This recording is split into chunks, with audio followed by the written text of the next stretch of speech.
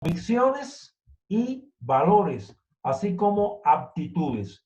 Vean ustedes que si bien una cosa conduce a la otra, cuando instruimos, educamos, cuando en la fase de instrucción estamos trabajando, estamos desarrollando conocimientos, habilidades y hábitos, y al mismo tiempo estamos comprometidos y se está produciendo una educación que esta se refiere ya a pensamientos, sentimientos, convicciones, valores y actitudes. Vean ustedes que con un distanciamiento entre el profesor y sus estudiantes, prácticamente es imposible desarrollar correctos pensamientos, buenos pensamientos, sentimientos adecuados, convicciones, valores verdaderamente, y es imposible también desarrollar ciertas actitudes. Aunque la ley nos dice que cuando instruimos, educamos, si conocemos qué cosa es lo que conlleva la instrucción y qué conlleva la educación, estamos de hecho más profesionalmente trabajando y desarrollando la visión que debemos desarrollar desde el punto de vista de la didáctica. Por tanto, aquí tenemos dos categorías, conceptos de gran significación: instrucción y educación. Continuamos. Ahora, en la próxima diapositiva, vamos a ver específicamente qué es conocimiento, qué cosa es conocimiento, qué cosa es habilidad. El conocimiento son los saberes, la información que recibe e interioriza una persona mediante la experiencia o la educación. Por tanto, el conocimiento es la acumulación de saberes, es la acumulación de información que recibe, que interioriza el sujeto cognoscente, que en este caso interioriza el estudiante mediante la experiencia o mediante el proceso educativo. Conocimiento es instrucción, comprensión teórica y a la vez práctica. Es el reflejo de la realidad objetiva en la corteza cerebral humana. De hecho, creo que es importante meditar en esto. ¿Qué cosa es conocimiento? El conocimiento es el reflejo de la realidad objetiva. La realidad objetiva es aquello que existe independientemente de nuestra conciencia. Nosotros reflejamos, aquí está la teoría del reflejo de Pavlov, una teoría de las primeras décadas del siglo anterior, del siglo XX, el reflejo de la realidad objetiva en la corteza cerebral humana.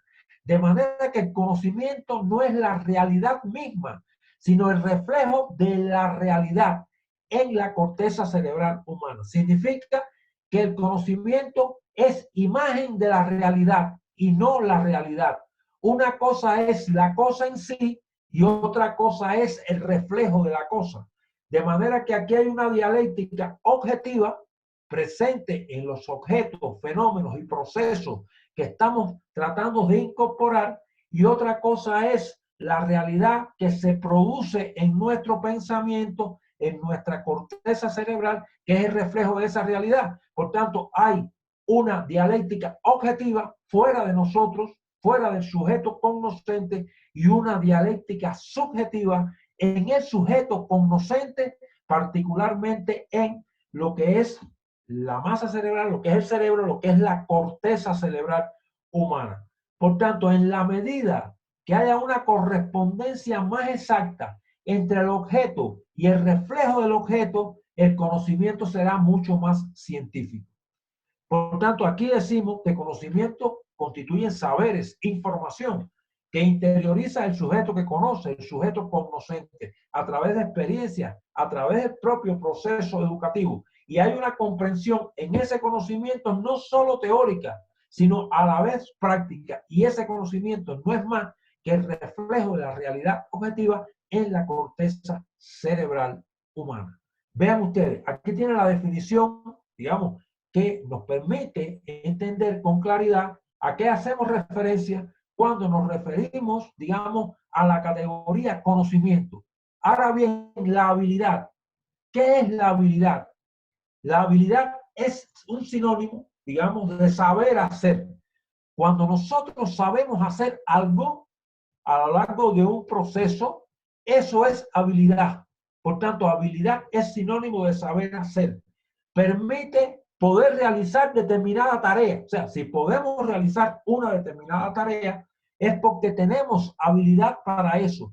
Es un dominio de acciones que se realizan cada vez de manera más perfecta, de manera mejor coordinada. Por tanto, la habilidad es la operacionalización del conocimiento, es poner en la práctica del saber hacer ese conocimiento desde el punto de vista de que podemos realizar determinadas tareas. Es de hecho un dominio de acciones que nos permiten hacer algo, hacerlo bien hecho, y que cada vez se hace eso en la medida en que esa habilidad se sistematice, se hace de una manera cada vez más exacta, cada vez más perfecta. Vean ustedes la diferencia entre conocimiento, una de las categorías, y la categoría habilidad. Por tanto, el conocimiento y la habilidad son conceptos muy importantes de la didáctica, de las ciencias pedagógicas en sentido general, y muchos lo tienen considerado como verdaderas categorías. Pero hablamos de conocimiento y tenemos que conocer con claridad qué es el conocimiento, cómo se produce el conocimiento.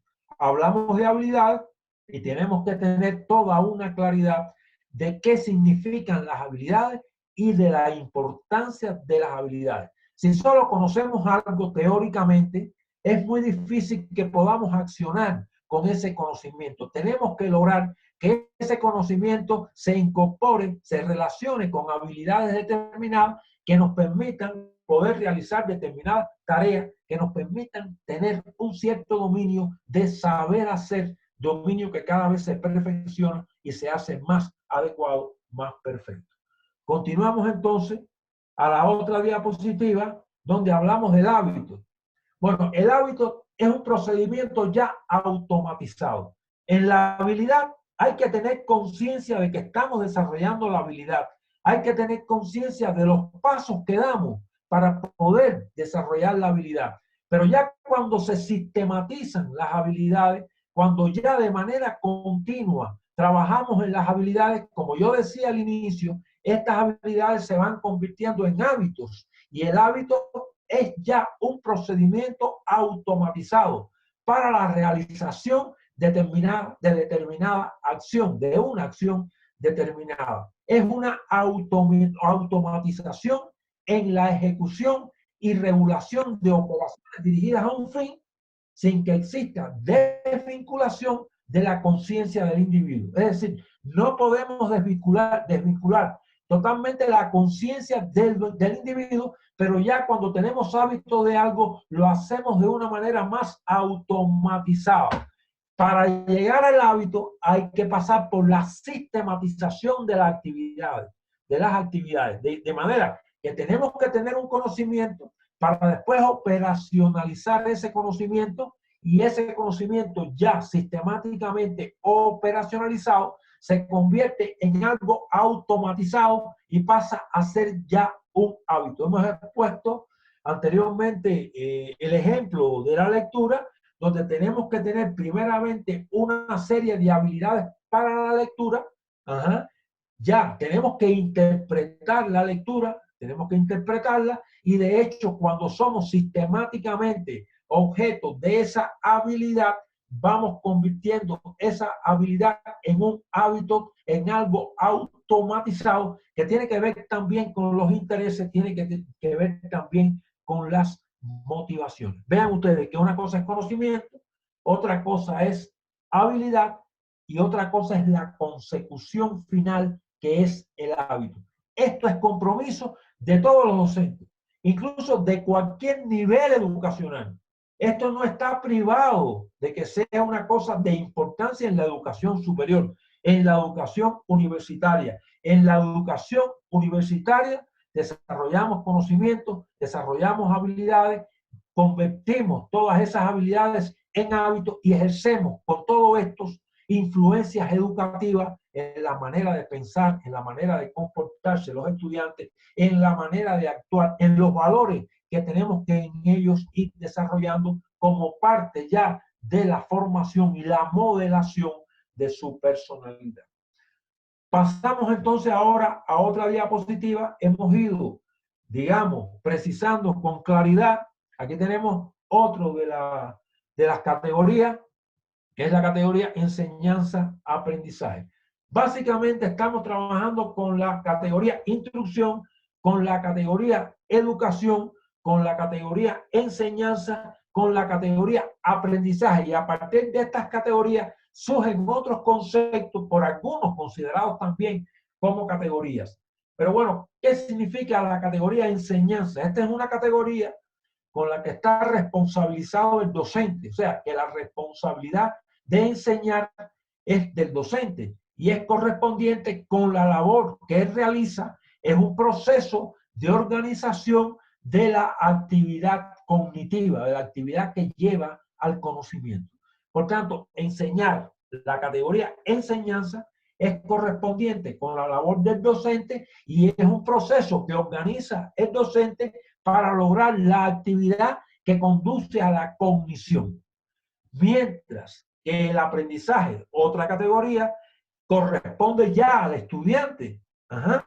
Por tanto, si la enseñanza corresponde al docente, la dirige el docente en cierto sentido, pues entonces el aprendizaje dirige, es responsabilidad del estudiante y es el proceso de adquisición de conocimiento, de habilidades y de hábitos.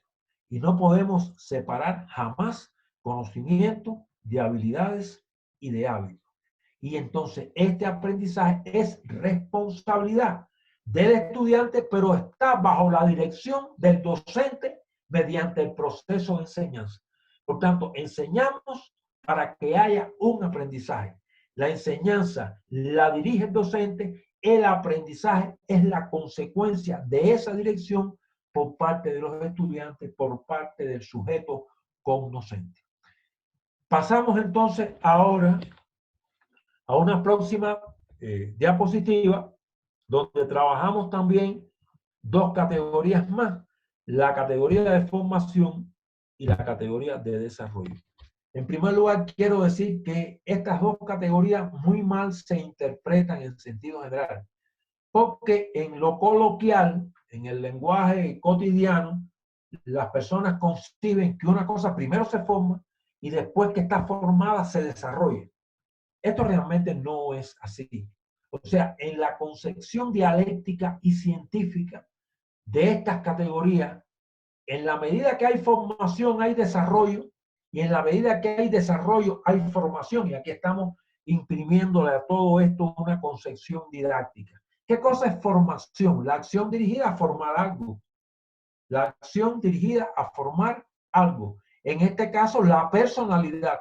La personalidad de los estudiantes también se asocia al nivel de conocimiento que una persona posee. O sea, cuando estamos formando desde los conocimientos, estamos formando desde las habilidades, estamos formando desde los hábitos y estamos todo esto lo hacemos en función de la personalidad, en función de la formación de la personalidad de los educandos. Fíjense ustedes que aquí hay una visión científica integradora, una visión, digamos, que tiene un nivel de sistematicidad en toda su concepción, porque formar significa estar dirigido a la formación de algo, en este caso de la personalidad, lo más complejo que podríamos nosotros ejemplificar, la personalidad de los estudiantes, y todo esto se asocia a conocimiento y además se asocia a habilidades y hábitos. Por tanto, si formamos, si estamos formando, estamos desarrollando.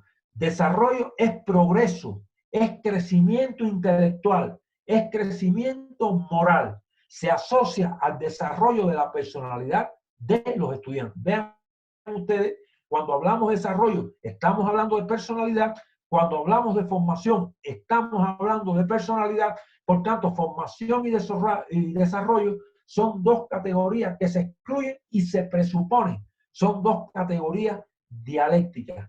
Es una responsabilidad de los docentes en cualquier nivel la formación de la personalidad de los estudiantes, que implica el desarrollo de esa personalidad a través de los procesos de instrucción y de educación. En este sentido, quiero que profundicen, que piensen que esto es importante conocerlo, que sin esto no podemos modelar la personalidad de los estudiantes, ni desde el punto de vista cognitivo, ni desde el punto de vista comportamental, que todo esto se enlaza también de una manera dialéctica. Vemos entonces otras dos de las categorías que nos interesa comentar con ustedes, que es la de formación y desarrollo. Ahora bien, vamos a una segunda ley. La segunda ley de la didáctica, expresa que todo proceso de enseñanza y aprendizaje escolarizado está determinado en todos sus elementos por el contexto histórico-social al que pertenece. Es decir, lo que sucede en el proceso de enseñanza-aprendizaje escolarizado es un reflejo del contexto histórico-social en el cual se desarrolla ese proceso de enseñanza-aprendizaje. Esto quiere decir que hay un contexto históricamente hablando, socialmente hablando, donde está enclavada la institución académica, y ese contexto determina ese proceso de enseñanza-aprendizaje. En otros términos, el proceso de enseñanza-aprendizaje escolarizado no está nunca divorciado de los elementos que conforman el contexto histórico-social donde se encuentra enclavada la institución escolar. Nosotros, en una comunidad determinada, en un contexto social determinado, en un contexto histórico determinado, desarrollamos un proceso de enseñanza-aprendizaje escolarizado determinado en correspondencia con esa historia, en correspondencia con esa sociedad donde se encuentra enclavada la institución académica. Aquí decimos que en tal sentido, los objetivos que perseguimos en ese proceso de enseñanza-aprendizaje, esos objetivos tienen una intencionalidad que lo da la condición histórica, que las da el contexto histórico-social. De manera que esos objetivos son objetivos formativos que contribuyen a la formación y al desarrollo, pero que de hecho tienen una intencionalidad política. Y cuando hablamos de política, hay que entender este término desde el punto de vista más integrador, desde el punto de vista más generalizado. No estamos hablando de una votación en unas elecciones. Donde quiera que haya una intencionalidad, hay política. Donde quiera que haya una intención de lograr algo, hay política. Y en el proceso de enseñanza-aprendizaje hay una política que es ajustar ese proceso al contexto histórico-social al que pertenecen esos estudiantes, al que pertenecen esos profesores, al que pertenece, digamos, la comunidad donde está enclavada la institución escolar. De manera que la segunda ley lo que nos está diciendo es que ese proceso de enseñar y aprender se ajusta al contexto histórico, al contexto social, al contexto sociocultural donde está enclavada esa institución escolar y a ese contexto al cual pertenecen los estudiantes con los que trabajamos. Por tanto, hay objetivos formativos, objetivos dirigidos a la formación que desde luego tienen una intencionalidad, la intencionalidad de ajustarse a ese propio contexto histórico y sociocultural. Creo que queda claro, desde luego, se entiende, pero hay que profundizar en esto, hay que pensar en esto. Tenemos que operacionalizar estos conocimientos, hablamos de conocimientos, hablamos de la lógica de los conocimientos en la actividad anterior, hablamos de los procesos lógicos del pensamiento de alguna manera.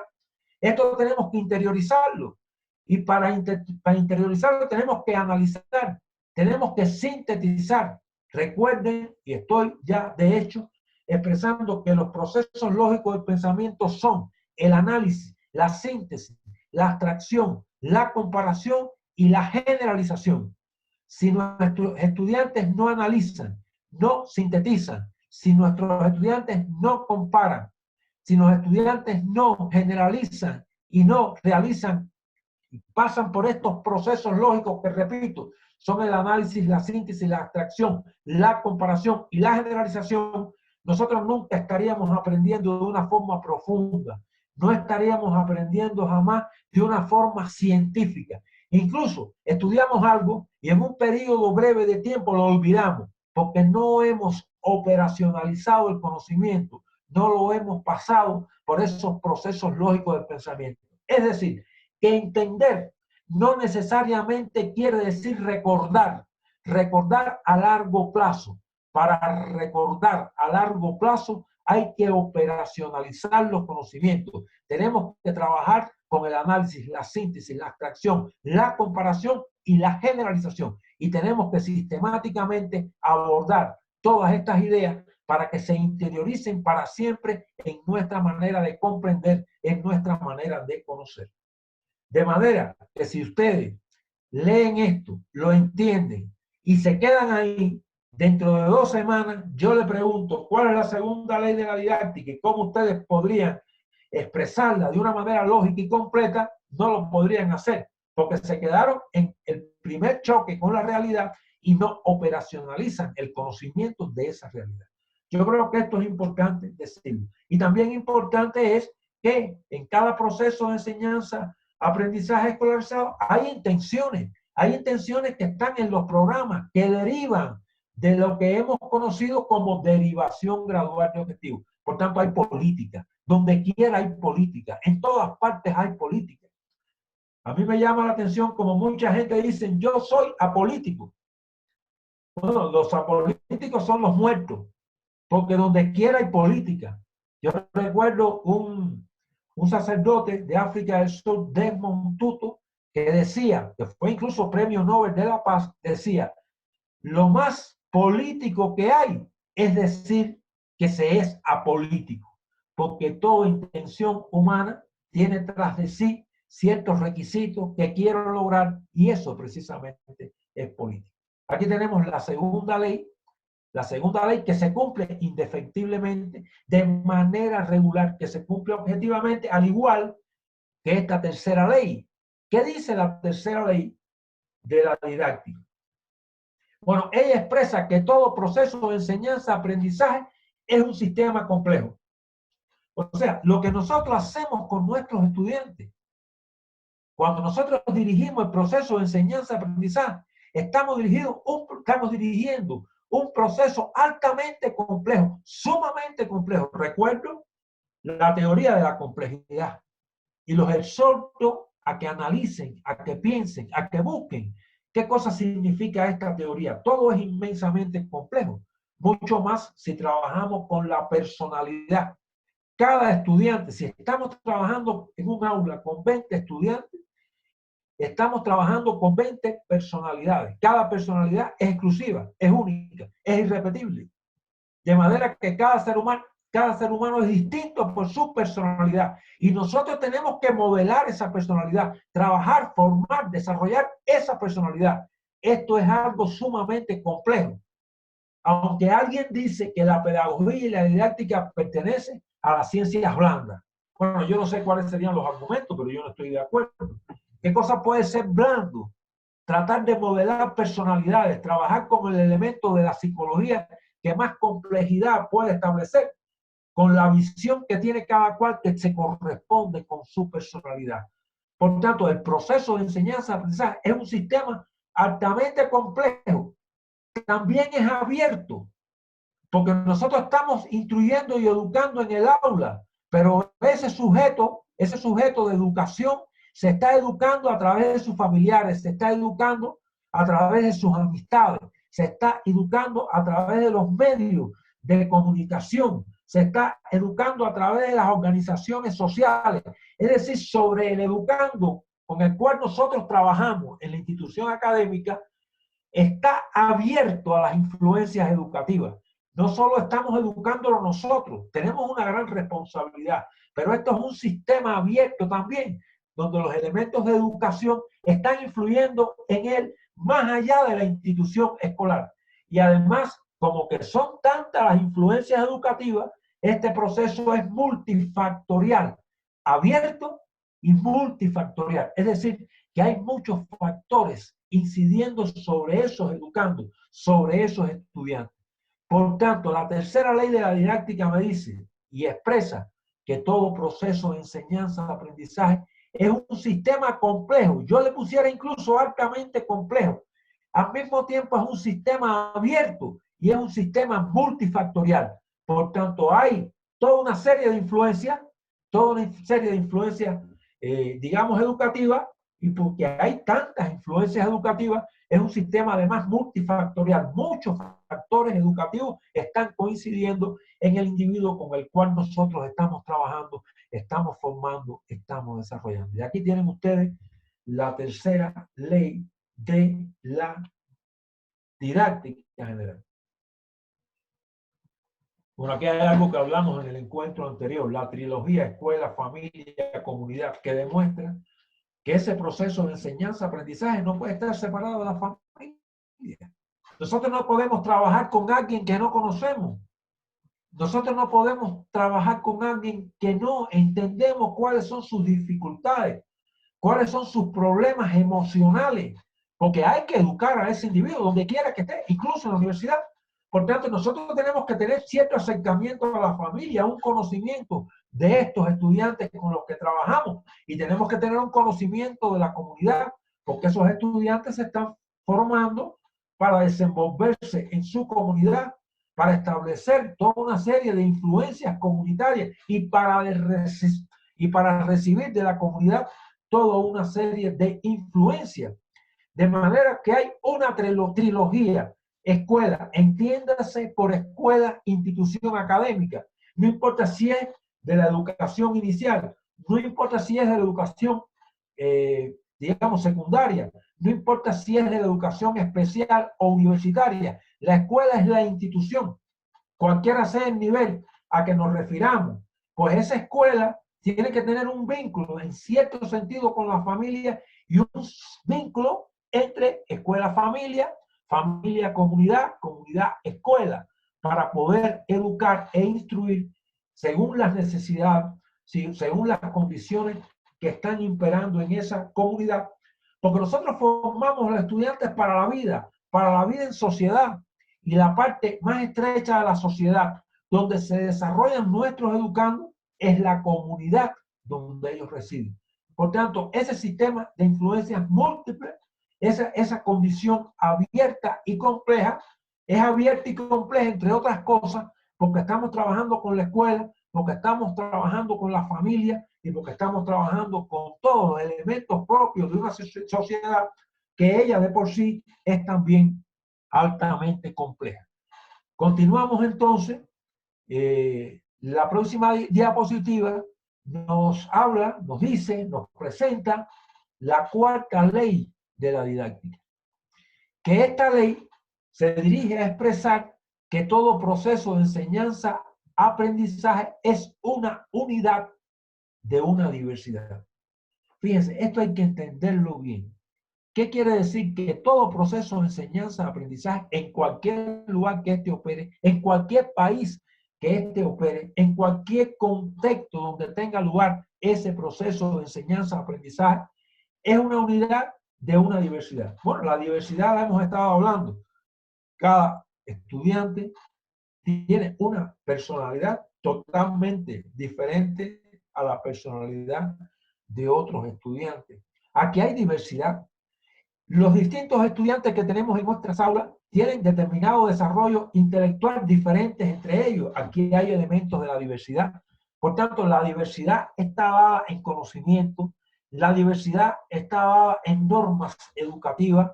No todos los estudiantes tienen el mismo conocimiento, no todos los estudiantes tienen las mismas normas de comportamiento educacional. No todos los estudiantes, desde luego, tienen la misma personalidad. No todos los estudiantes tienen los mismos intereses. No todos los estudiantes tienen las mismas motivaciones. Es toda una diversidad la que tenemos en nuestras estudiantes. Pero, sin embargo, tiene que haber una unidad porque estamos trabajando instructiva y educativamente para todos. Sobre la base de objetivos que son para todos. Sobre la base de intenciones que son para todos. Es decir, tenemos una unidad que nos la da nuestro propio programa, el programa con el que trabajamos, que es para todos. Tenemos en ese programa objetivos, el carácter rector del proceso de enseñanza-aprendizaje, lo veremos después, objetivos que nos están dirigiendo una uniformidad de trabajo, pero con entes que son altamente diversos. En todo análisis que hagamos en la naturaleza, en la sociedad y en el pensamiento, vean ustedes, en todo análisis que hagamos en la naturaleza, en la sociedad y en el pensamiento, en toda actividad en la cual participemos en cualquier momento de nuestras vidas, siempre va a estar presente la unidad y la diversidad. Por tanto, habrá diversidad, pero si hay diversidad, tiene que haber unidad. Siempre decimos, cuando solo opera diversidad sin unidad, lo que tiene lugar es un caos. Para que haya una organización, tenemos que respetar la diversidad dentro de una unidad. ¿Ah? Es decir, el proceso de enseñanza-aprendizaje, donde quiera cooperar, va a tener la unidad del programa, que son las mismas intenciones, que son los mismos objetivos que estamos tratando de trabajar con los estudiantes, pero sin embargo, cada estudiante es diverso, cada estudiante es distinto. Nosotros trabajamos con una unidad para poder modelar y desempeñarnos en una diversidad. Donde quiera que haya un proceso de enseñanza-aprendizaje, habrá una relación de unidad y una relación de diversidad. Por ejemplo, los estudiantes tienen diferentes criterios, pero nosotros estamos trabajando, digamos, una ley determinada. Y los estudiantes pueden tener diferentes criterios. Esa es la diversidad. Criterios de interpretación, pero la unidad la da la propia ley, que es objetiva y se manifiesta de una manera coherente. En todo contexto, yo tengo muchísimas experiencias que podría argumentarle. No puede ser que cada profesor trabaje independientemente, que en una institución académica, y yo lo he visto, por ejemplo, tengo experiencia en el Perú, donde habían 7 profesores de un mismo centro, y yo le pregunto, ¿y cuándo ustedes se reúnen? Nunca nos reunimos. Entonces, ¿cómo usted concibe el proceso de enseñanza-aprendizaje? Todos los conciben de una manera distinta. ¿Cómo ustedes trabajan? Todos trabajan de una manera distinta. Entonces, solo hay diversidad, pero el estudiante es uno. Usted trabaja con un estudiante, cada vez que entre un profesor le dice una cosa distinta. Cada vez que entra un profesor al aula tiene una visión distinta. Cada vez que entra un profesor al aula tiene una manera de trabajar diferente. Tiene un punto de vista teórico, político, científico distinto. Ahí nada más que hay diversidad. Ahí lo que hay es un caos porque no hay unidad. Porque no hay un programa, porque no hay una unificación de criterios, porque no hay una forma específica de trabajo. Por tanto, donde solo hay diversidad y no hay unidad, el trabajo que se desarrolla es inconsecuente porque todo propende al caos. Para que no haya caos y haya organización, tenemos que respetar la diversidad, pero siempre dentro de una unidad. Yo creo que esto queda claro, pero esta ley, al igual que las otras tres leyes, ustedes tienen que analizarla, tienen que leerla, tienen que pensarla, tienen que operacionalizarla y darse cuenta que si nosotros conocemos estas leyes, nosotros tenemos un nivel de profesionalidad más alto y podemos desarrollar nuestro trabajo, nuestro desempeño educativo, instructivo y educativo, de formación y de desarrollo con una especificidad, con un nivel de cientificidad, con una profundidad, y todo eso redunda en el resultado del trabajo de este proceso, que es la formación, el desarrollo de los estudiantes. Creo que aquí, con esta diapositiva, combinamos la esencia del trabajo de hoy, que está dirigido a las leyes, a las 4 leyes. Recuerden ustedes que habíamos hablado también de los principios, que decíamos que el principio no era como la ley se cumple indefectiblemente, objetivamente. Los principios tenemos que entenderlos, tenemos que comprometernos con ellos, tenemos que ejercer un accionar de cumplimiento. Por eso, la tarea que me parece importante para el próximo encuentro es que ustedes revisen por el material que tienen, ustedes ahí, el material que tienen es un artículo, que revisen los principios didácticos, los principios propios de la didáctica, y que nosotros podamos discutir estos principios en la próxima actividad que vamos a desarrollar el próximo miércoles. Y que ustedes siempre comparen qué cosa es una ley y qué cosa es un principio, porque, repito, hay muchas confusiones en este sentido, incluso por personas altamente capacitadas que no tienen claramente, y estas cosas también la define la filosofía. Y en América Latina se presta muy poca atención a la filosofía. Y sin filosofía no hay ciencia. Esto realmente no son palabras mías, son palabras de Karl Popper, que fue uno de los filósofos más grandes del siglo XX, austriaco. Decía, sin filosofía no hay ciencia. Realmente no puede haber ciencia porque sin filosofía no hay nada, ni concepción científica del mundo, ni organización de pensamiento. La filosofía es algo central, de primera importancia. Muy poca atención se le presta en América Latina. Por eso no tenemos la posición, no hemos alcanzado la posición que nos merecemos los latinoamericanos. Bueno, me parece que esta, a partir de ahí, dígame, le doy la palabra a Fran. Sí, yo he anotado todas las cuestiones. Reitero, sé que para todos los que están en la sesión, y es una de las cosas que voy a tener claro mañana, que han participado hoy, 12 compañeros: Jonathan, Isaac, Chirle, Aleida, Omar, Darwin, Patricia, Gabriela, Leisec, Luis, Mary, Peter. Yo tomo asistencia. Fíjense que aquí yo tengo la asistencia de la sesión 1, tengo la asistencia de la sesión 2 y ha sido anotado todo lo que usted ha dicho.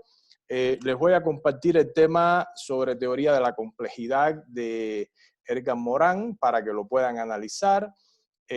También voy a compartirle, ya van a tener a partir de mañana el documento de los principios, pero es importante que sepan que ya está en el entorno virtual el documento de las leyes de la didáctica. La presentación de las leyes de la didáctica es un conocimiento, sé que nuevo para ustedes.